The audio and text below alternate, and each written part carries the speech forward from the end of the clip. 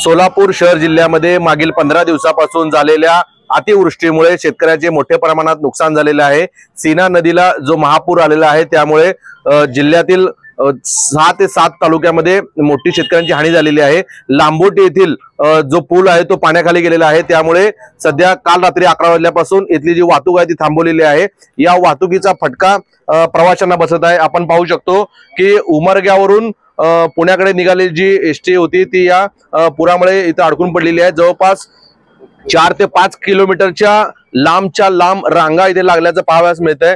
महाराष्ट्र राज्य मार्ग परिवहन महामंडळाची ही बस आहे, यातून प्रवासी निघाले होते, परंतु या जे वाहतूक ठप्प झालेली आहे त्याचा फटका त्यांना बसलाय। रात्री 10 वाजल्यापासून सर्व प्रवासी जे आहेत ते इथे अडकून पडलेले आहेत। संपूर्ण रात्र त्यांना इथेच काढावी लागलेली आहे। त्यांची जेवणाची व्यवस्था करण्यात आलेली नाही, त्यांच्या पिण्याच्या पाण्याची व्यवस्था करण्यात आलेली नाही। आपण त्यांच्याकडून जाणून घेऊयात की नेमकी त्यांची परिस्थिती काय होती आणि त्यांनी रात्र कशी काढली। काय सांगाल भाभी तुम्ही? आमचे रात्री चांगले नाही गेले, एकदम रोड मध्ये झोपलाय, चादर नाही, बेडशीट नाही, काय नाही आमच्या पाशी। मी एका दिवसासाठी आले पुण्यामधून तुळजापूरला, मग इथे हायवेला येऊन फसले।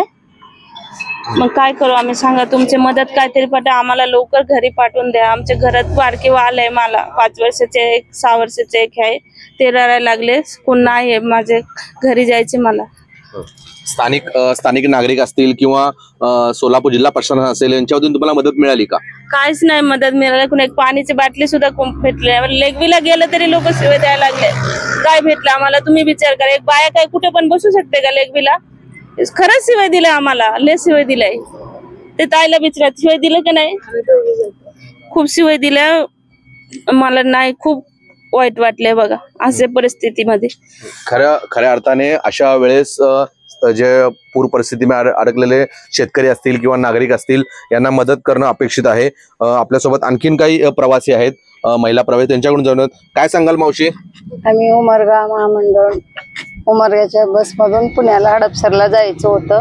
रात्री 10 साडे 10ला इथं आलो, आम्हाला काय माहिती नाही पुढचं असं होणार आहे म्हणून, आम्हाला काय माहिती। आलो काय इथं व्यवस्था नाही, रस्त्यावर झोपलो रात्रभर, खायला नाही प्यायला नाही। एक एवढं पेरू आणलं तर 100 रुपयाला म्हणतोय, काय करायचं? वॉशरूमला जायला बायकाला, लहान लहान बाळ रडतेत, 60 वर्षाचे काका आहेत त्यांनी बसलेत मध्ये, काय करायचं सांगा? आमचं असं परिस्थिती झाली, आम्हाला काय करून सुविधा करा।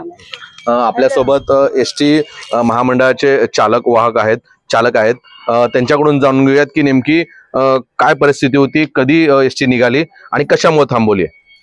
एसटी उमरग्याहून 8:30ला निघाली, सोलापूरहून 11:15ला निघाली आणि इथं आल्यानंतर ट्रॅफिक जाम झाली। 11:45ला इथे येऊन आम्ही थांबलेलो आहे। तेव्हापासून आम्ही रोडवरच आहे, प्रवासी बी, मी, गाडी पण येतेच आहे। एसटी महामंडळाकडून हे जे प्रवासी आहे यांची देखभाल केली का, किंवा आपण त्यांना कळवलं का, किंवा यांना मदत देण्यासंदर्भात सांगितलं का?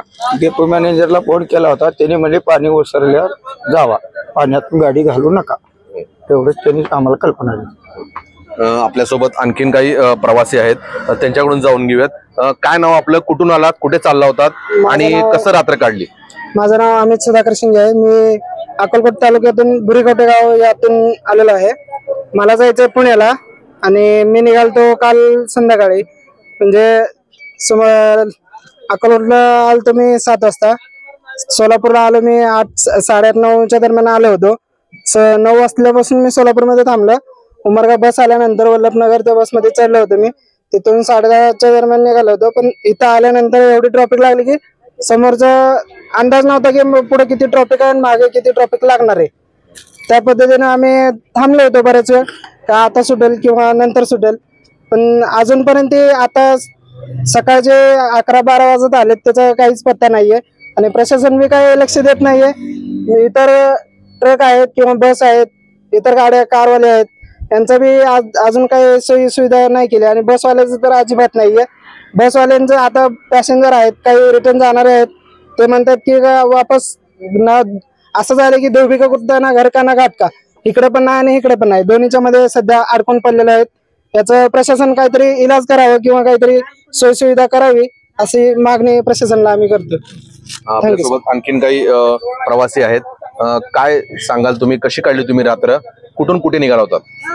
आम्ही उमरगा उमरग्याच्या बसमध्ये बसलो होतो रात्री 9 वाजता. तर 9 वाजल्यापासून 11 वाजता इथं आलो. तर 11 वाजल्यापासून रात्री अक्षरशः आम्ही रस्त्यावर झोपून रात्र काढलेली आहे.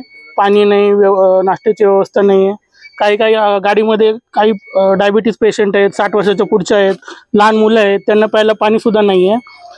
तर अक्षरशः आम्ही पुढेही जाऊ शकत नाही आहे, मागेही जाऊ शकत नाही आहे एकदम. आणि प्रशासनाचं काही इथं काही भरोसा पण नाही येईल केव्हा येईल. आणि आम्हाला माहिती पण आहे की कधी हा रस्ता चालू होईल.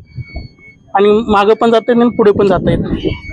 अशा प्रकारे आपण पाहतोय की लांबुटीच्या पुलावर जे पाणी आलेलं आहे त्यामुळे ही वाहतूक पूर्णपणे ठप्प केलेली आहे. कोणताही अनुचित प्रकार घडू नये यासाठी जिल्हा प्रशासनाच्या वतीने खबरदारी घेतलेली आहे. त्या पुलाची पाहणी करण्याकरता काही वेळामध्ये उपमुख्यमंत्री अजित पवार हे तिथे दाखल होणार आहेत. येथील सामाजिक कार्यकर्ते असतील, नगरसेवक असतील किंवा आमदार असतील, खासदार असतील, त्यांचे काही कार्यकर्ते असतील, त्यांना नवराष्ट्र न्यूज चॅनलच्या वतीने मी आव्हान करतो की या जे वाहतूक ठप्प झालेली आहे, इथे जे नागरिक काल रात्रीपासून अडकलेले आहेत त्यांना त्यांनी मदत करावी. पिण्याच्या पाण्याची व्यवस्था असेल, नाश्त्याची व्यवस्था असेल, जी असेल त्यांच्यापर्यंत त्यांना ही व्यवस्था करावी असं आव्हान मी जिल्हा प्रशासनाला देखील करत आहे आणि स्थानिक येथील सामाजिक कार्यकर्त्यांना देखील करत आहे. नवराष्ट्रासाठी विशाल भांगे, सोलापूर.